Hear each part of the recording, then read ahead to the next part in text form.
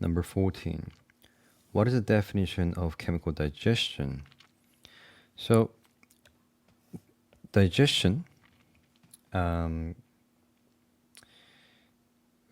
we can think of digestion in two ways. One is mechanical digestion. The other one is chemical digestion. Okay? So mechanical digestion happens by a few things.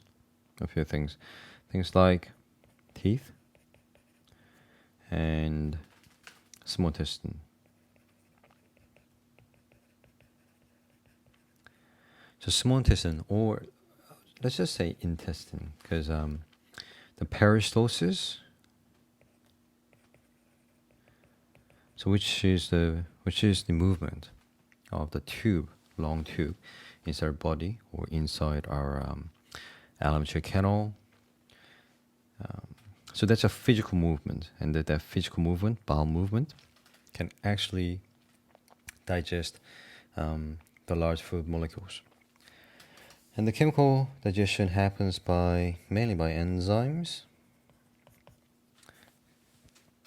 And the chemical digestion refers to the breakdown of large insoluble molecules into smaller soluble molecules. So A is correct. So the large molecules are often insoluble, and they have to become soluble in order to digest better and also transfer better or transport better. Okay. Because the small molecules, if they are soluble, then they can move around our body when the blood travels.